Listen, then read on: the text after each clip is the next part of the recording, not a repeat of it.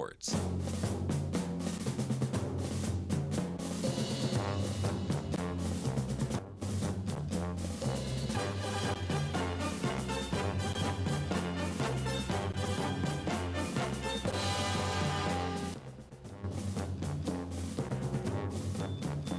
It's 9:05 at 97.5 Glory FM, and welcome once again to the Saturday Morning Sports Show.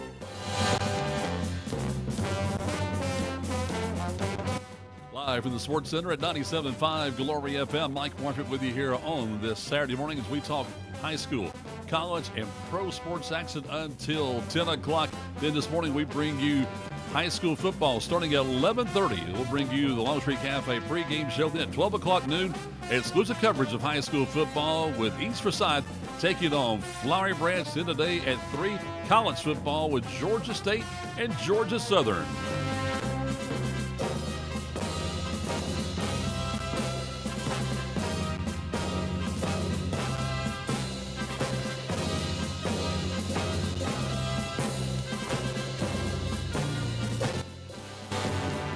See our program live on YouTube at our YouTube channel at Team Glory Sports. Tell your friends you can subscribe and like our channel and join us every Saturday morning for the Saturday Morning Sports Show here on 97.5 Glory FM. You'll see our YouTube channel. We have a special guest in the studio this morning, our friend Chuck Graham, who is the boys basketball coach at West Hall, joining us this morning. Boy, it is good to talk with you, friend. Hey, it's always good to see you, Mike. Thanks for having me on, man. I appreciate you. It is a blessing to have you, friend, no doubt about that. We're going to talk high school sports in general, high school basketball, and also a little football and life, as we say here on 97.5 Glory FM, as we talk to the coach. Let's start things off. First off, people say, okay, why you got a basketball coach here during football season, Mike? But, you know, you're down there at West Hall, and you see a lot of things going on there. Well, there's a lot of great things going on at West Hall. Coach Crofton Montgomery and the guys have really been working hard, and it's a different field down in Sparta right now. Team is playing great, and it is really has infused the whole entire community. We were talking last week with our broadcast when they defeated Franklin County about the difference that confidence can do for a team. Oh, it's over the top. The entire – actually, I think one of the biggest things is that the way the team has responded to adversity. And I think confidence breeds that, and being good people and just not win on the day on Friday night, but they win through the rest of the week just by dealing with adversity and making different decisions and being good people, man. Like I told you, Coach told me a long time ago, in order to win a championship, you have to have championship people. So I can just see the shift changing right now at West Hall. All right, so you mentioned adversity. Talk about that right now. This week we've had adversity with the hurricane that came through. Yes. Now you're having to play on a Saturday. Talk about how that can affect not only the player but the entire school. Well, first of all, I want to just send prayers out to all the people that were affected by the hurricane. You know, as when you have life-changing events like that, you know, sometimes I'd say all the time, you know, you just have to put your faith and your confidence in God's promises. Amen. But yes, actually, you know, when schedule changes, I think even Gainesville played like on a Wednesday night. They did. When things happen like this, you know, so many times that people get built-in routines, especially as a coach. You try to keep everything to the vest, and you try to make sure that you have a routine on game day, even practice week and going into games. But when something happens like this, the team that makes the adjustment, not actually necessarily on the field, but with the outside circumstances you can't control, you have to make sure that your team understands that it's still a ball game, and we have to treat it as such. All right, you see the success at West Hall for a moment. They're 4-1 on the season. Lost that first game to Seconder, and that was adversity there when they had the game delayed at halftime. They come back the next day, and you're playing your former coach and Coach Lottie. You know the kind of guy he is. And then things went different. But then the last 4 games been totally different. But you're playing schools that you think you can compete with. Now you're going up the step, in my mind. Oh, yeah. And you say on paper there's no way in the world you should win this football game. So as a coach, how do you deal with that? Well, you know, that first game was just – I mean, it was like classic Georgia first week of football, second week of football season where, you know, you have different lightning storms. So, of course, we played the first half on a Friday, and I thought we competed. And I thought we definitely had a shot to win that ball game. Yes. But coming back that Saturday morning, we just didn't have the same energy level to match the They let them go intensity field of Friday second. night, didn't they? Yeah. I mean, it was it just totally flipped, and for whatever reason, again, that's the type what we talk about out of your control. How can you make the adjustments? Well, you win 4 games in a row, all right, and now you come back with probably a tough road game, and it's going to be the similar situation. Like, okay, well, how can you handle being on the road? If you get hit in the mouth early, how are you going to respond? And I think that's going to be the big question. How are you going to respond to any adversity? I mean, they might jump out by 2 scores, but you got to keep your same identity. We're talking with Chuck Graham, the head boys basketball coach at West Hall this morning on the Saturday Morning Sports Show. He could wave to the people there at our camera. Pardon me. And so, first of all, there was no high school football action last night. Everything was postponed and being played either today, some being played on Monday. The Cherokee Bluff game in Oconee County is now going to be played on Thursday, October 17th. We got on Monday night, we've got Lumpkin County playing at White County, also Riverside Prep playing at Lakeview Academy. And right now, a game that we played at 10 o'clock this morning. And that's the thing about, too, the different times you're playing. Chesapeake's playing at Johnson at 10. At 11 is West Hall playing at Jefferson. Is East Hall playing at Monroe area in region games. And that's the amazing thing. To me, Chuck's first time since COVID, we've seen this take place that teams had to change their schedule like this to play on Saturday.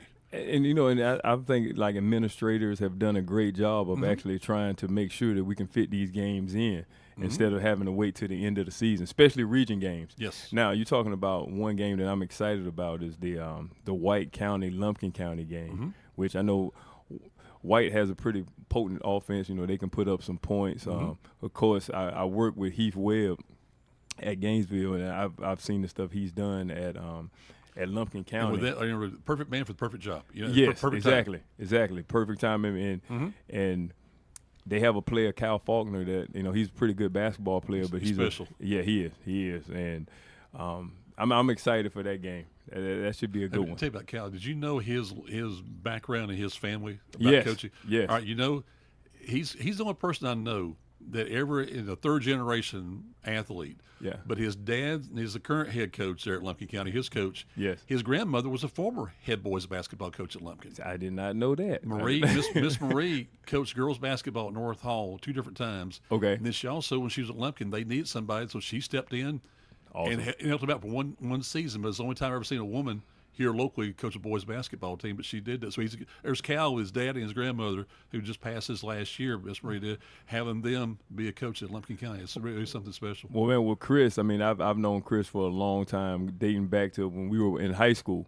You know, we were at kind of like at an All-American camp together. Really? Yes. Oh, wow. And then to see that spin forward, to actually coach against him last year. How about that? And we'll get the chance to talk to him, you know, and spend time with him while he was the head coach at North Georgia. And then coach against him last year in high school, and, you know, talk about his son, tremendous athlete. I think he's going to do wonders at Georgia Tech. Tell my son. Tell everybody how's your son doing. How's the family doing? Oh, man, Tate is doing awesome. Tate is like 2.5 years old. He's just recently started, like, school, like, part-time. Wow. But I still appreciate all the prayers. Man, I was talking to someone actually last week, and they actually brought him up. And during that time when he was sick, how they would pray for him, and their small group would pray for him. So I still appreciate, you know, all the prayers. And what makes this such a special community is the people. And we felt every one of those prayers, especially when we were going through our ordeal, man. So I just thank God for everybody who even asked about my son. Thank you. Well, again, we're talking with Chuck Graham here, and you see him on YouTube, on our YouTube channel at Team Glory Sports. Again, subscribe to our channel, like our channel. We're trying to get as many subscribers as possible to join us on Saturday mornings here with the show. We're going to try to have as many guests as possible to join us on Saturday mornings. You mentioned that right there. I want you to talk to our listeners. I had even Harper O'Bell asked me last week. He found out you went to Florida State. He said, okay, tell about your relationship with Jesus. He said, okay. Was it at Florida State when this happened, or when did it happen with your conversion and your testimony? Well, you know, I grew up, I'm traditional from the South, grew up in the church, but I really didn't get a true understanding of having a relationship with Jesus until I left Florida State. Okay. You know, I was actually playing professional ball and kind of was like at a crossroads. I was overseas and was kind of like at a crossroads and didn't know exactly what my purpose or what was going to happen next. And I would just just try to pray and just look for answers. And I think sometimes to get your attention, God may send a storm your way. And sometimes when you get that storm, that's your call. And when you don't have anything to call on or anyone to call on but Him, that's when your ears are open the most. So that's when my transformation started. Now it's a process, and of course, once you find that relationship with Jesus, generally thinking like, okay, well, I won't have any problems, everything on easy street. But even in my situation, that's when more storms come. Is when you discover and But it's also a test of your faith and just keeping your faith. So that's why I feel now. At this stage in my life, I'm at the perfect or the optimal opportunity to actually lead young people. I don't think I could have been a coach or a head coach or lead a program 15 or 20 years ago because I needed I needed help myself, which I still do today. But I do think that because of all my confidence and all of my foundation is built on God's words and His promises that I'm able to lead now. We mentioned Heath Webb, but I said this from the time you got the job. Perfect man for the perfect job at perfect time. No doubt about it, friend. Yes, definitely. Nothing's like God's timing. Absolutely, friend. From that standpoint, like right here we got until 10 o'clock, but we're going to spend probably half the show with Coach as he gets ready to go down to Jefferson to watch the Spartans play today, and we'll see what happens in that ball game. And you see the transformation, and I talk about this.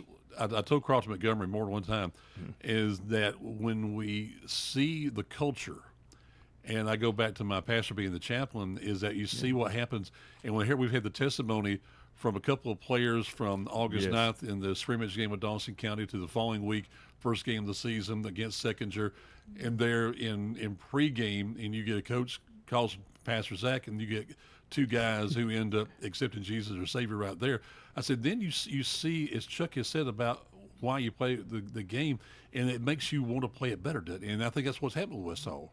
I mean, you can see it. You can definitely see it. And I think that, having a pastor around like Pastor Zach, somebody those guys can lean into, and coming from a place that we speak the same language, like we kind of understand. Because Pastor Zach, because he's had his challenges, and those kids are fully aware of that because he shared his story and his testimony. So it's not one of those deals where people are like not afraid to approach him because he's a pastor. It's more so like, golly, if that guy made it, if he's been through what he's been through, then I can actually have that same thing. And I see, like you have a purpose. And then you can practice better, you can work out better, and then you can say, okay, here's the bottom line, what's going to happen, and we can turn this thing into wins. Mike, what really matters? At the end of the day, you have to ask yourself what really matters. Yeah. All right. And having a personal relationship with Jesus is the most important thing, and that's what really matters. The wins, the practices, and I think more so often than in society right now, we focus so much on the outcome that we actually miss the journey. And the journey is the entire part of it. So if we're developing these kids when they come in as like 8th and 9th graders to actually seeing them walk out on the floor senior night, you want to build a relationship with that young man that lasts a lifetime. Absolutely. And I said, I've heard it said before, Chuck, is that some of the best things a man can have said to him is Dad, and then, brother, and then also coach. Yes, a lot sir. of times, or pastor. And it's okay. Coach is one of the big things. You'll be called coach by guys until you leave this world, don't you? Oh yeah, and it's special, and it's something that I don't take for granted though, because I believe God has put me in a position to actually add value to young people and to actually have impact and influence for His kingdom. So it's definitely something that I cherish every moment of being at school and even being called a coach. All right, so you start practice officially the Monday after fall break, right? Yes, October 21st. Right. Yep. So then, how is it now when it comes to you're getting phone calls, you're geting text messages, emails, that kind of thing from coaches with recruiting? Tell everybody about how that process goes right now. Well, recruiting high school athletes is different now. as opposed to, I guess, about 10 to 15 years ago, because of the transfer portal. The portal has actually, I would say, just log jammed high school recruiting, because I mean it's just simple as if I'm a college coach right now, all the pressure is to win now, and so much for the development of getting a high school, getting an 18-year-old on campus and developing, and hopefully he's ready to play by his sophomore or junior year. Well, now I can go out to the portal and get all my needs. If I need a shooter, I can just go say, well, this guy's proven he's been in college before. He understands the day-to-day operation, the day-to-day grind. Those colleges are going to opt for a person who's more experienced. And we say college, we're talking about the major programs in Division I, SEC, ACC, Big 12, Big 10, that kind of thing. So Yes. where do these high school players go? Do they go to a Division school, like Division II school, like North Georgia, or JUCOs? Where are they going now? Then? Well, even at the D2 level and in the D3 You're level, it's seeing almost it. like musical chairs, You're because seeing now they're recruiting guys Yes. out the portal who may want to come down a level, Bingo. or they may get a kid who wants to come up. So it's musical chairs, and the people that I think that actually ended up getting the short end of the stick in terms of opportunity is the high school athlete. So unless you're just a 5-star or 4-star kid above and beyond, you may be overlooked, but you may have to take an opportunity at another school to actually give you that. And even with that, it's kind of dicey, because now, as that coach said, well, we're going to develop you and give you opportunity, and we hope that the relationship is strong enough that you won't leave us for another opportunity within a year. We're going to take a break here during the Saturday Morning Sports Show here on 97.5 Glory FM. Coach is going to stay with us a little while longer. We're going to talk more here with Chuck Graham here on 97.5 Glory FM with the Saturday Morning Sports Show. Injuries are never planned and often happen after hours or over the weekend. That's why NGPG Orthopedic and Sports Medicine offers the Black and Blue Walk-In Clinic for injured athletes every Monday morning in their offices in Gainesville, Brazelton, Beaufort, Houston, and Jefferson. No need to call. Just walk right in between 8:30 and 11:30 on Monday mornings. And one of their sports medicine and orthopedic doctors will be there to help identify, treat, and care for your injury. To learn more, you may visit ngpg.org/blackandblue. On-time service and experience matter for your home's heating and air system. For more than 40 years, Conditioned Air Systems has been North Georgia's solution for residential HVAC installation, maintenance, and repair. Family owned and operated, we deliver the highest quality service on any brand and model with no hidden fees, promising 100% satisfaction guaranteed. Comfort you can feel, quality you can trust. Visit conditionedairsystems.com to schedule an appointment. Hey, it's Coach Mark Richt here. Everyone knows defense wins championships. And if you're not using EMC Security to defend your home and family, you need to step up your game. They're who I use for home security and cameras, and you should too. I've scouted them all, and there's no better choice. With EMC Security's no contract and local service, they are a clear number one. So give them a call or visit them online at emcsecurity.com. That's emcsecurity.com.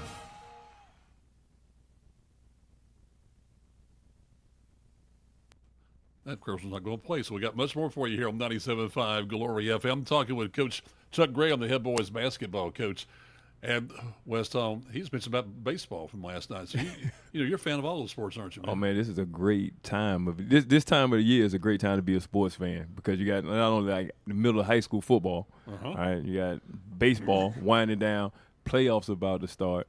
You got the middle of NFL, and then you got the college conference game starting. So as a sports fan, and then NBA training camp is right around the corner. I know college basketball started their first official practice this week. So as a sports fan, this is an awesome time of the year, because you got everything going on. I know you said even your wife likes the WNBA. Oh, she tried to get. I don't know if she got into it yet.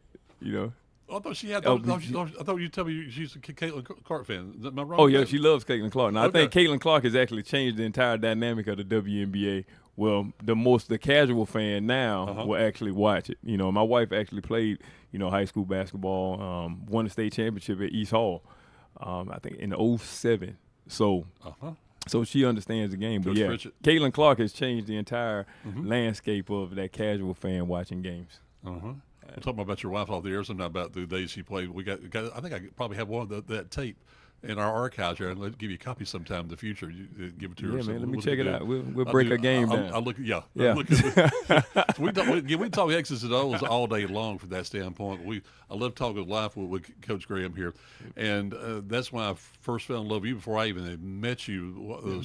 Really before Tate got sick, and seeing what you were doing at Gainesville High, and now at West Hall, and we're seeing about what's going on. So the idea, when you see a culture change like it has at West Hall, you get guys who now are interested in wanting to play ball, don't you?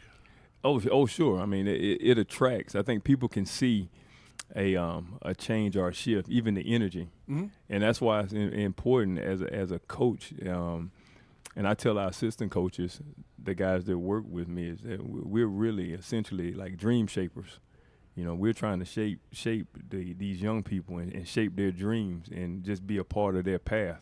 And if we understand that our first job is to serve them or to serve people, I think that's when you discover your true purpose, the giving of yourself. Can you see that? You mentioned pro ball. We mentioned the Braves and everything else. The Braves now with 2 games left in the regular season schedule. Hopefully they went to play the doubleheader Monday against the Mets. They're tied right now with the Mets and Diamondbacks after both those teams lost last night.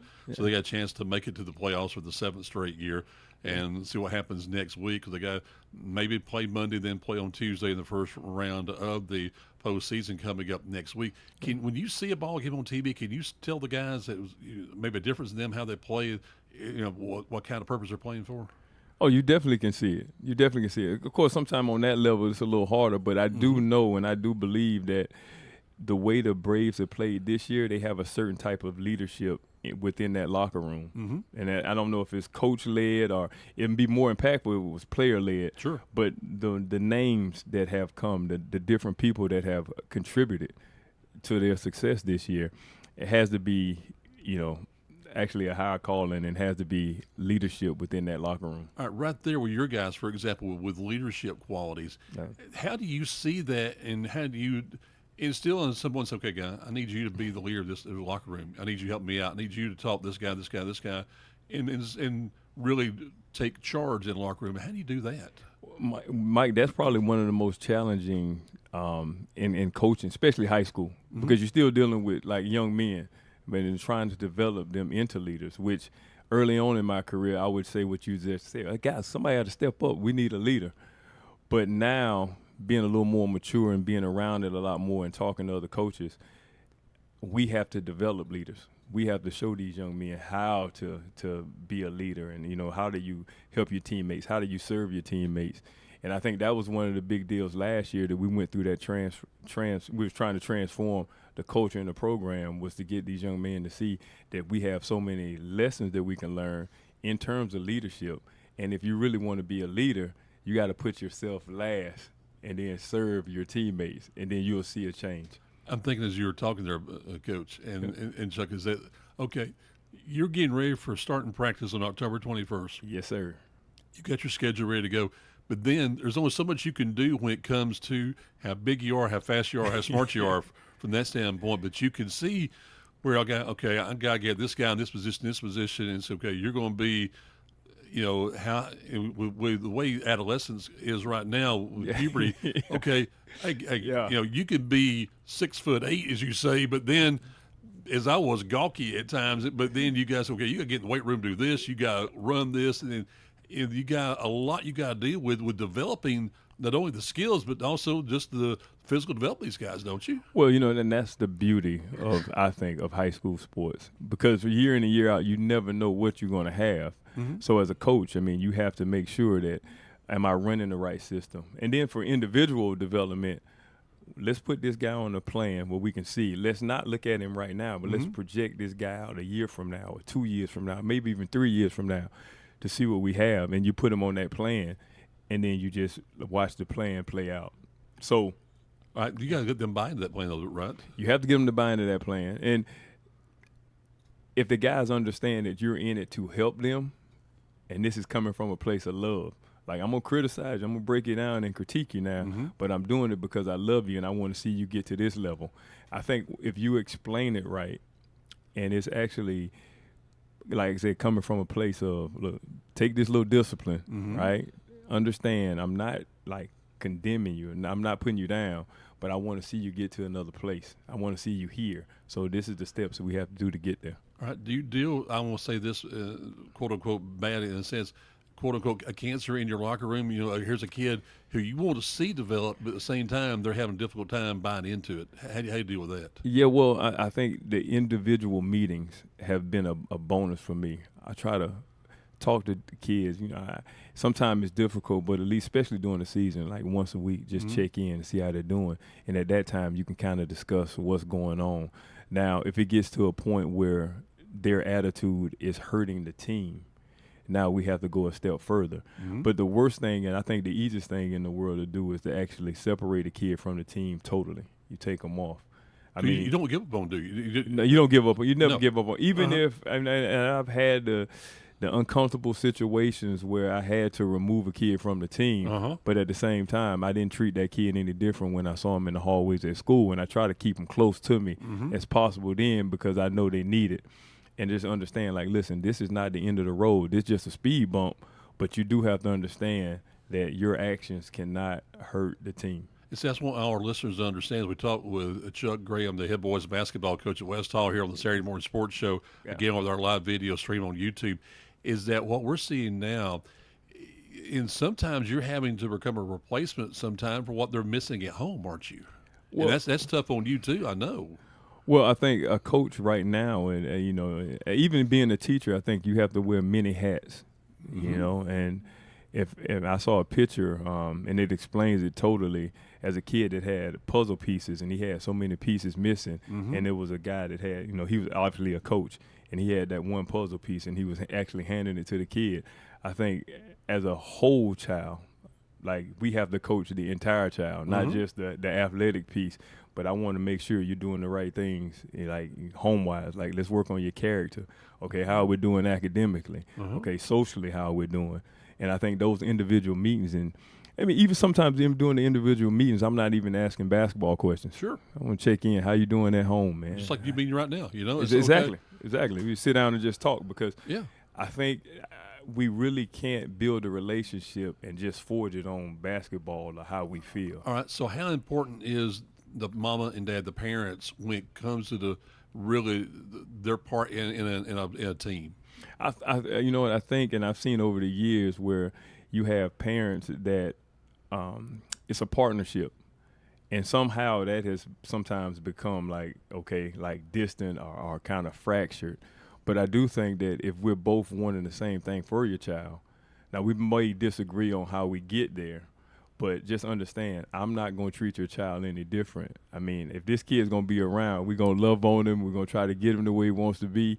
Now, we also have to meet and have the same kind of expectations, so we know we're on the same path, on the same page. When it comes to expectation, let's you and I talk and wrap this thing up here in a moment, is that, to me, I want to say that to me as a fan all these years watching this from an outside standpoint, and trying to get as close as I can without intruding into what I should be doing when it comes to sports and broadcasting, is that when you see the people in charge, as in the Georgia High School Association, when they look at changing, now in Class A, AA, and AAA, we're going to this new power ranking thing because we want the best 32 teams, they say, playing. But to me, isn't that giving people the wrong idea? Because Class Quad A, 5A, and 6A, we got the game between with East Forsyth and Flowery Branch. They're in Quad A. They ain't got to worry about it. They're just going to finish the top 4 teams in their region and then go to state. But now it's like, okay, only the top 2 teams are guaranteed, and the rest of them are these quote-unquote at-large stuff going on. But even aren't they giving the wrong idea about what you're playing for when you have even the people in leadership doing this for you? Well, I'm not understanding or not sure why we made the change to that format. I just think that the system that we had in place before, where just the top 4 teams in every region go, I mean, I really truly believe that was probably the best. Now, we'll see how this plays out, but it leaves a lot of gray area, I think, once you start making judgment on power rankings. Does it give more stress to the players, though, Chuck? saying, Well, I got to do this to finish it, and then see what a computer tells me how things are going to work out? Yeah, in that sense, it almost going back to the old BCS system Yes. where when teams would actually, run the score up. Yes. Because I have to look good and not worrying about like, okay, well. That was my first concern. But then they said, well, no, it's just going to be wins and losses. Okay, then we've seen a lot of lopsided scores this year, though, haven't we? We have seen a lot of lopsided scores. So, I mean, I do believe that lends itself to a coach having to make a decision. Mm-hmm. And it probably does put some undue pressure on players in terms of, well, we can't afford to. We got to make sure we're on top of our game, and if we get up by a certain number, we want to make sure we're into the playoffs and have a chance at competing for a state championship. But at the same time, we'll talk about like you and you're really the guys in the fraternity, we call it way in the brotherhood. Yeah. When it comes to coaches, one of our dear friends, William Morrell, at Johnson High, who is fighting an uphill battle. But he said, okay, Mike, there's values and there's values, and the values we got to make young men to be really good people rather than maybe winning a football game. I've been a fan of Coach Morrell from afar. Right, I've had opportunity to talk to him a couple of times. I had the opportunity to talk to him before our basketball game at Johnson last year, where he was working the clock, and I really love his value system and what he stands for. So when I talk about a coach or what I understand about a coach, I would, regardless of what happens on the field, because he is a good coach. I mean, he's a good football guy. Right. But just understanding. You got players. You can be the best coach, but you got to have players. Understanding his situation. It's not a knock against him or not a knock against his coaching ability. He just has what he has. Again, I told you that's the importance of high school sports, is that he's instilling something within these guys that these life lessons that they can carry on with them when they become husbands and fathers. There's a development again. About. Definitely the development. So I've been a huge fan of his. Since the day he entered Hall County when I actually met him for the first time. So, and he'll get things turned around. It's just a development. They're rebuilding, and once he give him time, and he'll be fine. I know you want to win every basketball game you can. Oh yes, and the competition's there. Yes. So here you are this year, and the way the season's split up, we look at region games starting in January. Yeah. Our first broadcast is on Tuesday night, November the 12th, when we start our broadcast of high school basketball this year. And it's okay. Then people say, when's Lanier-Land? And it's like, okay, you got your games. You got the playing game with Johnson, both the girls and boys this year. And then to get into that first round game, so if you could win that game, against Coach Hodges Knights in that first game, then you get a chance to go play again. I know you will say, I want to play Bluff this year in that first game and see what happens. Well, that's the prize for actually winning that playing game. You get the team best. that won it last year, at a prime time 8:30 game. So, but no, man, I'm looking forward to the entire Lanier-Land just to see how it plays out. This is my first time since I've been associated with it as a coach. You've been there, boy. Seed the number 9 seed, right? And that we're splitting the tournament, the days and splitting it up. So I'm really excited just to see how all that plays out. But Johnson will be every time we play him, it's the Battle of Oakwood. So you can kind of throw out the records, and it's a definite rivalry. But either one of us, you win that game, then you move on to Bluff. So you're fighting an uphill battle because, Cherokee Bluff, they're in our region, and they'll be probably the favorite or one of the favorites to win the region this year. So, but to play against a local team in regions like we was talking before, East Hall will now be in West Hall and Cherokee Bluff. We'll all be in the same region this year. Oh, yeah, it's going to be some fun games. Yeah, I'm looking forward to broadcasting a bunch of those games this season. So final thing for you, don't you love the idea, the whole idea about splitting up Lanier-Land this year was just because we won't have a place big enough to hold the fans anymore, and to see the support you get from this community, you'd love to see it every game you play, wouldn't you? Oh, man, look, you cannot replicate the experience or the atmosphere of the Lanier-Land tournament. I tell people that all the time, all over the state. It's basically playing in a state championship game. That the atmosphere is on that level. So, like I say, I'm really interested in seeing how this plays out this year, because one thing you do want, especially for our seniors, and we have 6 seniors, core kids too. Yeah. Love them. Core kids of the program. But what you want to see is them get the full Lanier Land experience and being able to play. So whatever the decisions made, you know, we can't control any of that. All we can do is control what we can control. We're going to show up and just play hard and hopefully things go our favor against Johnson so we can get into the tournament and try to compete for a championship. Yeah, we'll see how the format might can change in the future to let the number 9 and 8s play, you know, all the way through this thing and maybe in the future. So we'll talk about that later on another time then. We will. All right, he's getting ready to go to Jefferson. Yes, sir. And yes, sir. Let's just say go Spartans from that standpoint, and let's see what they can do, because if they can do something early, yes, you know, they got a chance, don't they? They definitely have a chance. Like I told you, I think we match up well up front. The key to the game is definitely going to be how we respond to adversity. If we could keep them off the field, can't we? I mean, their offense, because was, you know, we had some long drives last Friday night against Franklin. But we can put some things together, kind of like those 13, 14 play drives and kind of eat that clock and just grind it out. I think we have a shot. And then the two words we've already mentioned before, Elijah Hayes. Elijah Hayes. If you always have a shot if you can just pitch that ball back and get like 10, 15, 10 yards a pop. So, and think about with kids, who knows how Jefferson's going to take the adversity of this week? Who knows what the Spartans are going to do? Because I can hear Coach Crofton right now. And I was kidding last right. I said with Gary Glenn's down. I said, Gary, tell me he won. Be happy. Yeah, you know, be happy, Crofton, because he's always going to find something to work on, you know, and that's the thing about, he's always working about how I get better. Well, we didn't do this right. But hey, man, you won. So now let's, I know, Mike, but I want to enjoy it, but I can't. No, Crofton, enjoy it, man. You know, 4-1 hasn't been that way, you know, since he's been head coach. Since 18, he hasn't done this. Exactly. It's like, okay, man, let's see what they can do. But hey, just God forbid they go 0-5 in the region. Yeah. Still, it's been a successful season. It's been a great season. Now let's see what happens today. Yeah, it's been a good season. Like I said, the guys have responded and met every challenge so far.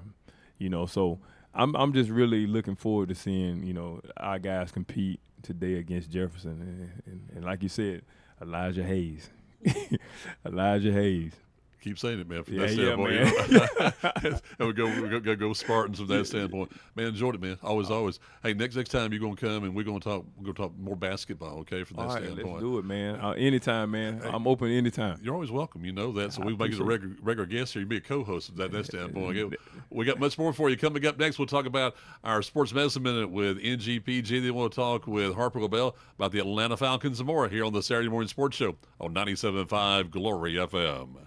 Siphon Logistics' commitment is to provide you, the customer, with on-time pickup and delivery every time. Members of the Siphon family have been in the transportation business since 1984. The Siphon Logistics transportation professionals are available 24 hours a day, 7 days a week, providing maximum flexibility and options to produce the most successful shipping arrangements. Call Siphon Logistics at 770-287-8485 and take a look at their website at siphonlogistics.com.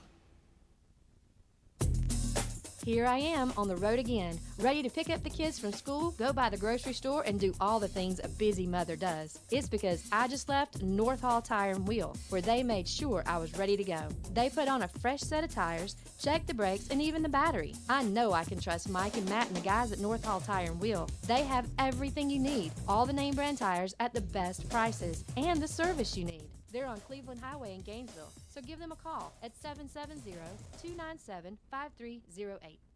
And back with the Saturday Morning Sports Show on 97.5 Glory FM. Chuck Graham has left the building. He is heading down to Jefferson, and we'll tell you more about that. Maybe get a score from him later on for our broadcast today here on 97.5 Glory FM. Time now for NGPG Sports Medicine Moment. Welcome back to 97.5 Glory FM, WGTJ. We're talking with Dr. Chad Mugslow, one of the surgeons from NGPG Ortho and Sports Medicine.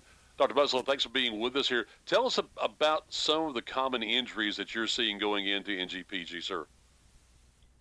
Yeah, one of the more common injuries we'll see is some injuries to the shoulder, a lot of rotator cuff injuries.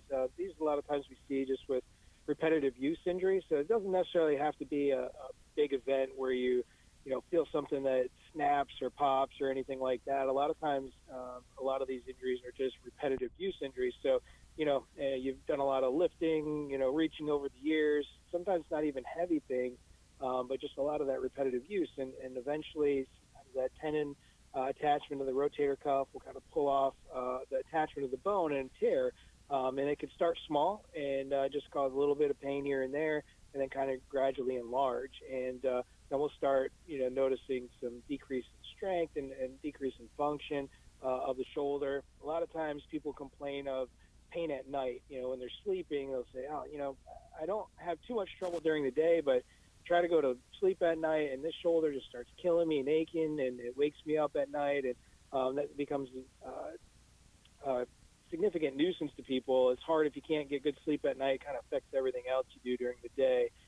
So that's one of those things that is kind of a sign that there's something a little more serious going on with the shoulder that continues to perpetuate that pain. And then we kind of look at the options of what we can do to make that feel better. Sometimes it's some therapy, sometimes a little medicine, sometimes an injection just to get down some inflammation, or sometimes it's more significant and something we need to get fixed so that it doesn't continue to get worse and cause more issues. But that's one of the more common injuries we see with shoulder injuries. And then again, we do see some fairly common knee injuries. I would say the most common would be a tear of the meniscus tissue, which is the cartilage disc in the knee that kind of acts as a shock absorber. And again, it doesn't necessarily have to be a big, significant injury. A lot of times when patients come in with some knee pain and we discuss that might be the case if we have a meniscus tear, and they're like, well, man, I don't even remember doing anything. I don't remember, having any significant injury, but simply, getting up out of a chair and twisting on it the wrong way, stepping off a curb the wrong way, if you just happen to catch that tissue in the wrong manner, it can certainly cause a tear. And so that's another common injury that we'll see. And then, just from wear and tear over the years, as we get older, we do start seeing some arthritis. And arthritis is basically the cartilage covering on the end of the bone in the joint that starts to wear over time, gets thinner and thinner, and eventually it can get down to bare bone, and that starts causing some pain. So we'll see, a lot of arthritis. Hopefully it's in our older population, because we don't like to see that. We don't like to see it in anybody, but we certainly don't like to see it in our young athletes. But usually it's something that we see kind of more from repetitive use and just wear and tear over the years. All right, so tell me, from someone who is getting older like myself now, and you start having knee pain, when you say bone on bone, so how do you correct that kind of problem when the ligament just ends up just going away? Yeah, so if it wears that significantly, where that cartilage is just worn down, it's kind of like tread on tires, right? You just get so many miles on that joint, and eventually it'll just kind of wear down. And if it gets to that point where it's bone on bone, that starts becoming pretty uncomfortable. Makes that knee ache and sore. It can get some swelling in there as well, and sometimes when it gets bad enough, you get a little creaking and popping. So when we start seeing that, the options as far as trying to make that better, we certainly do want to try to keep the muscles around the joint as strong as possible, try to keep the balance in that knee joint as good as possible. Sometimes we'll try some injections, little cortisone injections or things like that to help reduce inflammation, because with that bone rubbing on bone, it causes friction, creates inflammation, and that causes pain. So if we can reduce that inflammation, a lot of times that'll help make it feel better.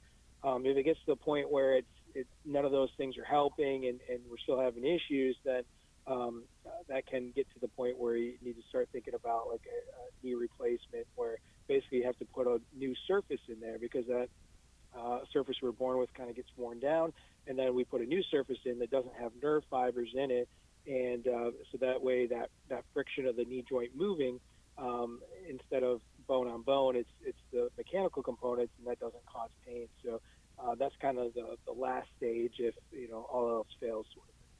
So tell me finally about the acute problem. Say you got an athlete who ends up getting hit or twists the wrong way, and all of a sudden they know something's wrong. Either it tears right there or something happens to the knee. How do you correct this, sir?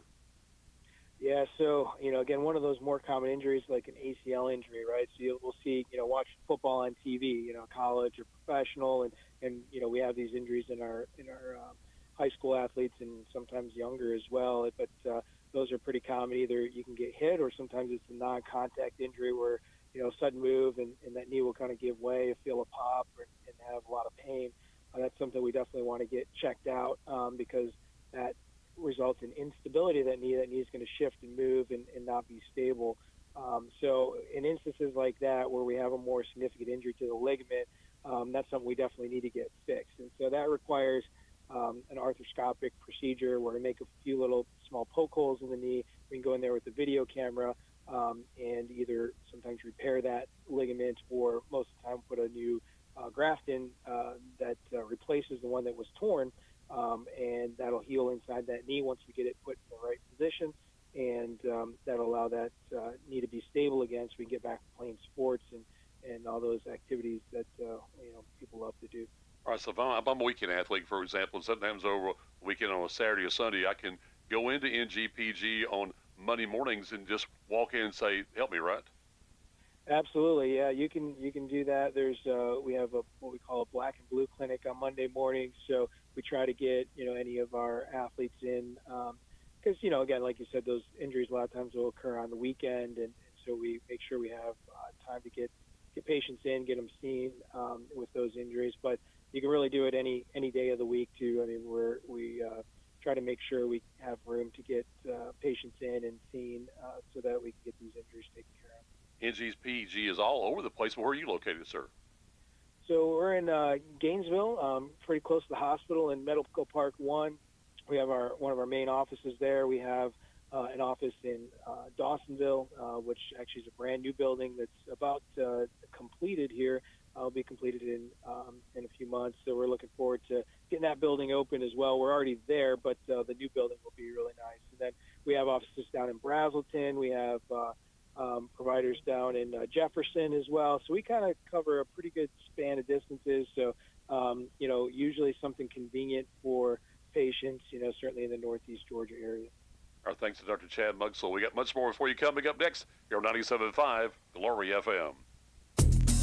Here I am on the road again, ready to pick up the kids from school, go by the grocery store, and do all the things a busy mother does. It's because I just left North Hall Tire and Wheel, where they made sure I was ready to go. They put on a fresh set of tires, checked the brakes, and even the battery. I know I can trust Mike and Matt and the guys at North Hall Tire and Wheel. They have everything you need, all the name brand tires at the best prices, and the service you need. They're on Cleveland Highway in Gainesville, so give them a call at 770-297-5308. This is Representative Lee Hawkins, your representative to the state legislature. I want to wish all the local athletes in our area the very best this season. Your team is very important to the success of our community, and I look forward to seeing you play this year and to see what you accomplish in the classrooms and in the community.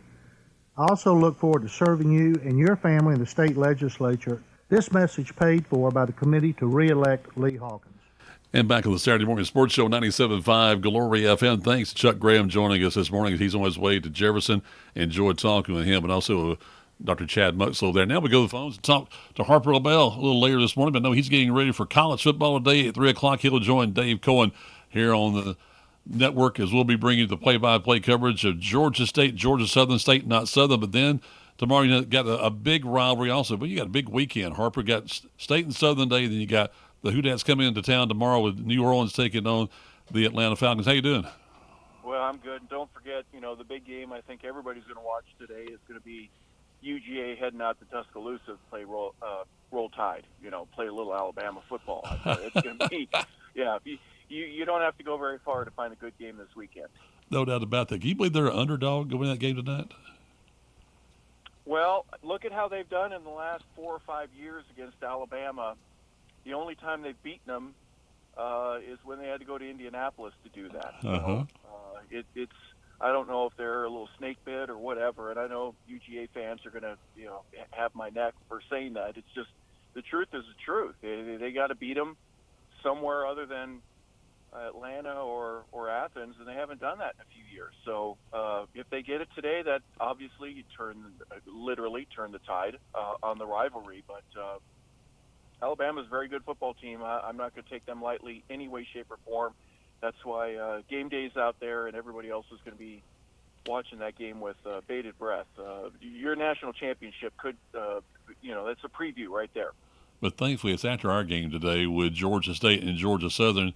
In your mind, I'm going to talk to you instead. I got time today. I'll join Dave later on as you're tuned in this morning, Dave. You get a chance to hear Harper talk about college football this morning for a moment. So how good is Georgia State in your mind? Well, that win that they got against Vanderbilt really changed the momentum for me in that they're readier, they're more prepared, they are ahead of schedule. I looked at just some of the recruits that are on the board right now. ESPN has a site where you can look at any team, you can see their record, you can see what they do on offense and defense, and then you see their incoming recruits. And Georgia State is just killing it right now. I think there's 17 3-star and a single 4-star guy, which we haven't had on that campus. So Del McGee is doing a fantastic job of turning the culture, the momentum, the mindset. They get a big win here and open Sunbelt play against Georgia Southern and get a win here today. That's just another step in the right direction. Sort of like starting the conference season off with Southern instead of ending it with Southern. I know. They want to play Appalachian State. I guess they've got precedence. So instead of ending the season with us, they'd prefer to do it either in Boone or in Statesboro. But it is what it is. We'll play them anytime, any place. That's the way I look at it. And, you've seen a lot of rivalries that have changed over the years. Nebraska, Oklahoma, of course, Texas A&M. There are other big ones that, you want to wait till the end of the year. Just last weekend, you had Washington State. The Apple Cup is usually always a Thanksgiving-type game, but this year they did it a little differently. So how about the now known as the Georgia Grombo? You got to get your sponsorship where you can, Mike, I guess, right? So take advantage of it while you can, and I'm okay with that. I know the last couple years, Charlie Cobb, the athletic director at Georgia State, has done a pretty good job of trying to create a point system rivalry where you get 2 points for a win if it's football and 1 each for the other sports. Yep. You have a trophy at the end of the year. That's awesome. I love that about college football. Yep. Whether you're playing for an Apple Cup, like I said, or any of the other great trophies. What is it? There's a hatchet, or the Big Axe, I think. Oh, yeah. The bell. All these Big Ten schools have great, I'll call them statues or trophies or whatever you want to call it. I had one at Colorado State. Actually, there were two, one with Air Force, one with Wyoming. And for Georgia State to have one of those too, I love it. All right, so how about the Falcons? Are you disappointed with the loss back on Sunday night? Oh, absolutely. Yeah, I'm red zone. I'm mad at the officials. That was pass interference. You make up for it on the next possession where you get 2 penalties that a guy didn't even look at you funny, and you got a flag for that. Mike, I thought it was, one of those games you could have won it. Now, does it help that it's against the Super Bowl champions and a team that's 3-0? A little, but it still stings that they just couldn't put it together in the right manner. We're close.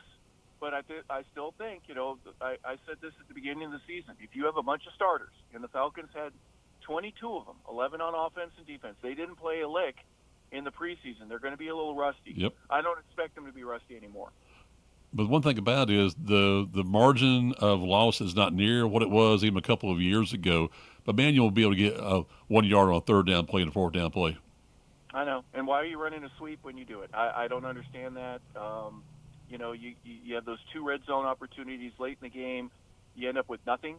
I just, you kind of kick the couch, or you want to throw a sock, not anything harder than that, at your big screen TV. You don't want to mess up your big screen anymore. So throw a sock at it. All right, so for Christmas, get Harper a Nerf ball, okay? That's what we can do right now. So you can throw it at your TV. No, I want something softer than that. Maybe a fluffy pillow or a cotton swab. I don't know. But, don't throw anything too much at your TV. All right, but, so how get upset. That's okay, Mike. Yeah. It's okay to get upset. So the thing is, how good is New Orleans after losing last week to Philadelphia, who the Falcons beat in Monday Night Football, and now really how good can the Falcons be against the Saints? A few years ago when the Falcons went to the Super Bowl, what's that, 7-8 years ago? Matt Ryan said at the beginning of the year, I think we can average 28 points a game. I think we can score 4 touchdowns. And people went, "What are you doing? How can you say that?" Well, the Saints were averaging 40-something points their first two games. They got knocked back to reality against the Eagles, a team in Philadelphia. So I'm looking forward to a game that is going to be very competitive. It always is against those guys. They're not afraid of us. We're not afraid of them, but it's going to be a great game. And hopefully Falcons can finally win at home. Hope it's going to be a great game today with State and Southern. We'll talk to you then, friend. Appreciate it very much. Thank you, Mike. Look forward to it. We'll miss you today with our high school game. Joe and I are coming up today at 11:30 with the Long Street Cafe pregame show. Harvey will be tuned in, hopefully, to that broadcast, and then we'll have State and Southern starting at 3 o'clock this afternoon here on 97.5 Glory FM, WGTJ, Murrayville, Gainesville, and W248DL, Murrayville, Gainesville. Now, here's SRN News.